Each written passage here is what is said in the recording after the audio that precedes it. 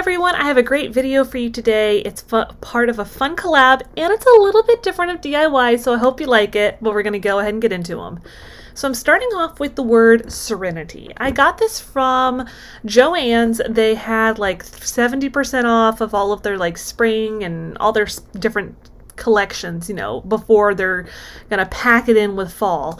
So this is kind of like the word I was kind of getting wanted a feeling for, you know what I mean? Like I wanted these DIYs to give off this serene feeling, and what I'm going to do is I'm just going to coat all of the letters with Mod Podge, and then I'm going to take my tissue paper and completely cover it. Now this is a white tissue paper.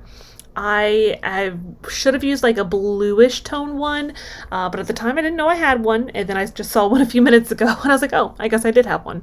Big surprise. My collection is so vast that I didn't even know what I had. All right, so we're going to finish that all up all the way across. And now we're just going to cut around all of the tissue paper. Basically, we're just cutting it out. I wanted to have the tissue paper covering all of these metal lettering.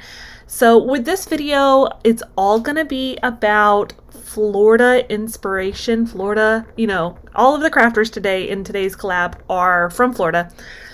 And so that was kind of where I was going with this. And I wanted it to be a little bit different than normal, because to me, Florida isn't just fun in the sun kind of thing. It's also there's certain areas of Florida that are so beautiful, so serene, and just give you just such a different feeling than just fun in the sun. You know what I mean? Not that Florida doesn't have its fun in the sun too, but you kind of get the idea of where I'm going. Once I have cut all of the paper, like as I go, I'm also going to take some Mod Podge and I'm almost going to smooth down all of the edges, like almost basically smoothing them onto the back of the letter. That way you can't see the edges. They're going to be a little rough, but that's okay. You know, if they're a little rough, that's all right too. Once that is done and dry, I do take some Waverly chalk paint in the color Pool, and I did kind of add quite a bit of this white-ish tone. It's actually called Cottage White. That one's from Folk Art, and this is just going to give you a very light hint of that blue color. Again, I wanted serene, and I wanted just toned down, a little more muted, just some very calming colors. And to me, blues and stuff like that are very calming colors. So I just give a full coat all the way across, and it's going to end up looking just absolutely perfect. You can do this with a lot of different things. I wanted to cover up the lettering because that metal, like I was afraid it wasn't going to stick very well. I didn't want to just Mod Podge right on the letters, so that's kind of just the way I went. I'm sure it could have worked a lot of different ways. And then I'm going to take some antique wax and just go along the edges, and then I'm going to fill in kind of in the middle of the letters too, because I got a lot of wrinkles, and that was okay. That's kind of what I wanted. And after I did it, I was like, you know, I probably could have done this with a more of like a gray tone.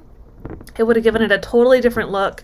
Just kind of really varies on, you know, what your overall look you want from it. See, like I kind of got over the whole idea of doing the outline, so I was like, yeah, I'm just going to smudge it all over there.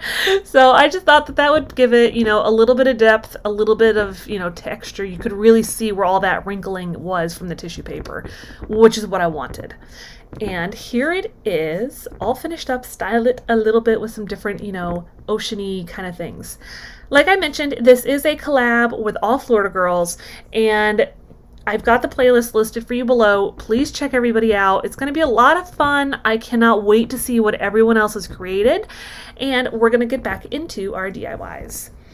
So we've got a bamboo cutting board from the Dollar Tree. These are back out there. Go check them out.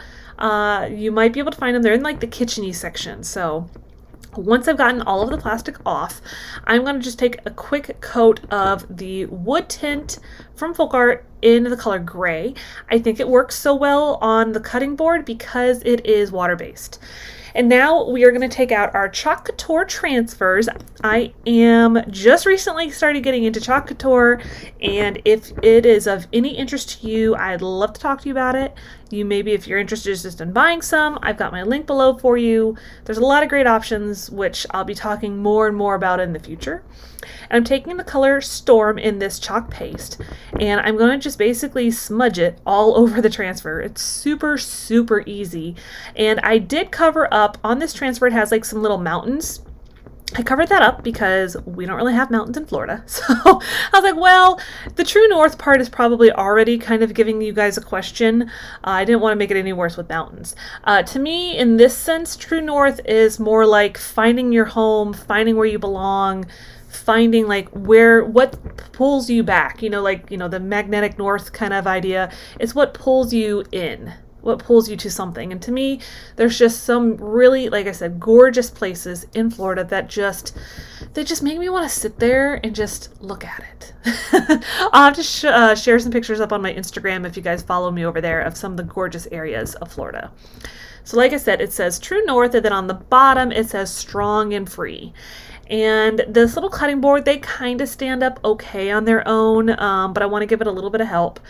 And I'm just taking a couple of tumbling tower blocks onto the back, and I was like, well, let me get a little bit more security on here, and I'm just going to add one more on top of those little 2 ones that are stacked right there.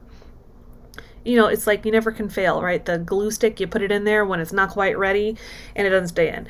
And otherwise it's like it's that constant hassle with glue sticks. And here it is all finished up for you. Like I said, I just really wanted this like serene feeling. I hope you're picking that up from this video. If not, then they're just simple, pretty DIYs, right? So I have just this glass bottle. I mean, it's from Ikea. It's nothing special. But I've already coated it with Mod Podge to give it that frosty look. And now I'm taking some more Mod Podge, and what I'm going to do is I'm going to take that same Waverly chalk paint in the color Pool and mix it together with the Mod Podge. It's still going to give it that kind of glazy look to it, but it's got a little bit of a color to it now. It's almost, I'm kind of going for like that really pretty sea glass blue. I've always grown up going to the beach a lot. I grew up in Central Florida, and I'd go out with my aunts who were big beach people. My aunts, it's funny, my mom grew up in upstate New York. She doesn't want anything to do with the beach. But my aunts always loved the beach. So we'd go out, we'd look for shells, we'd look for sea glass, and sea glass was like always one of those things that was like the highlight of your find. If you found some sea glass when you were roaming around the beach, that was it. That was the thing. And of course, I'm going to take some some folk art antique wax, and I'm just going to coat the metal part, the little plastic stopper. I definitely did not want the shiny silver metal to come through because this is supposed to be a sea glass bottle, like you found it rolling around on the beach because it's been rolling around the ocean for a couple of years or something. Do you guys do that? Do you ever come up with like these little stories in your mind when you're crafting? I've been doing that a lot lately. I'm like, this is what this means. This is all, like this glass bottle was rolling around in the ocean for years, and I found it on the ocean, over by the ocean when I was there one day. I don't know what it is. It's so weird lately, guys. So that one's all finished, and I am just loving those flowers. So next I have this really pretty little dish. It is from Michael's when they were doing 70% off, and I'm going to coat it with this folk art terracotta paint. This stuff is super cool. I actually asked for Plaid to send me some, and I was impatient and couldn't wait, so I ran out and bought it. This color is called Ocean Cavern. Super pretty color, and normally I don't show you guys me painting, but it's super pretty. It gives off this gorgeous texture to it. It's probably going to be really hard to see it on film, but you'll have to take my word for it. It's a really cool texture, like terracotta pots. I have found the least expensive place to buy it is at Hobby Lobby when they have their paint marked at 30% off. Each little bottle is $4, guys, so definitely make sure you're picking it up either with a coupon or when it's on sale somewhere. I did about 2.5 coats to get this full, effect. And there it is. Super pretty.